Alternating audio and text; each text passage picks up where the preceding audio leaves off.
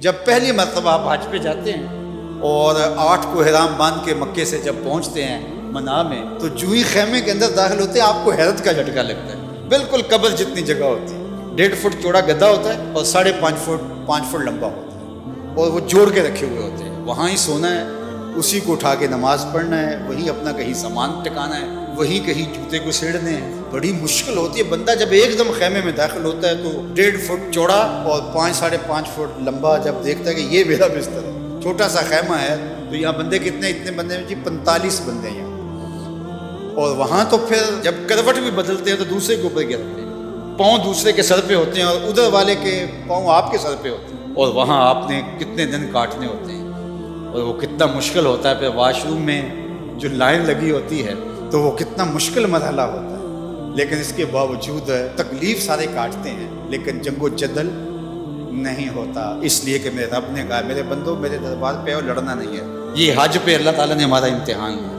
عورت سے مقاربت اور دیگر جو چیزیں ہیں وہ تو حج کے علاوہ جائز ہیں، حج کے لیے منع کی گئی ہے، لیکن فسوق اور جدال، گناہ کے کام اور جنگ و جدل، لڑائی، یہ حج کے باہر بھی جائز نہیں ہے، لیکن خاص طور پہ ان کو حج کے اندر بھی منع کیا گیا، چونکہ ہجوم ہوتا ہے، اور ہجوم کے اندر لوگوں کا آپس میں لڑ پڑنا، جھگڑ پڑنا، تو یہ ایک عمومی طور پہ ہوتا ہے۔ آپ میں سے جو لوگ دیہاتوں کے ہیں وہ اچھی طرح جانتے ہیں کہ ہمارے دیہاتوں میں میلے لگتے تھے، ہم جب چھوٹے ہوتے تھے تو ہر میلے پہ لڑائی ضرور ہوتی تھی، سر پھٹتے تھے اور آپس میں الجھاؤ ہو جاتا تھا۔ کیوں کہ جب لوگ جمع ہیں پھر اس میں لازمی ہوتا تھا، کبھی نہیں سنا تھا کہ میلہ ہو اور وہ کسی لڑائی پر منتج نہ ہو، چھوٹی لڑائی ہو یا بڑی لڑائی ہو۔ کیوں؟ اس لیے کہ لوگ اتنے زیادہ ہوتے ہیں تو لڑائیاں ہوتی ہیں۔ اللہ اکبر!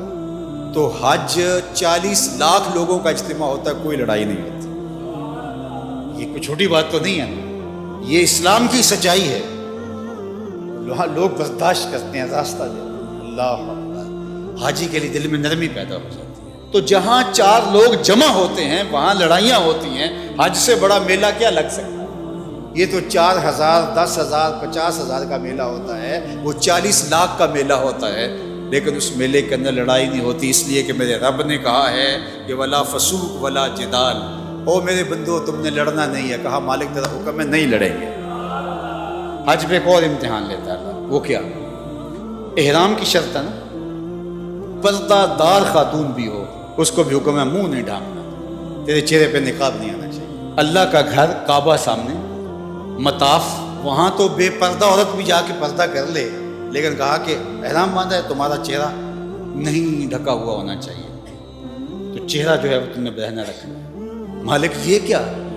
کہا میں دیکھنا چاہتا ہوں کہ میرے بندے میرے گھر کے سامنے آ کے میرا حیا کرتے ہیں کہ نہیں کرتے، یہی تو دیکھنا چاہتا ہوں، ان کی آنکھوں میں شرم آتی ہے کہ نہیں آتی، یہی تو امتحان لینا ہے بندے کا۔ اور وہاں مجال ہے کہ کوئی کسی کی آنکھوں میں آوارگی آ جائے، کسی کی آنکھوں کے اندر بدکاری آ جائے، کیسی پاکیزگی ہوتی ہے، کیسی عفت ہوتی یار، اپنی بیوی بھی ساتھ ہو تو تم اسے بھی اس نظر سے نہیں دیکھ سکتے، تو پھر کسی اور کی خاتون کو کوئی کیسے دیکھے؟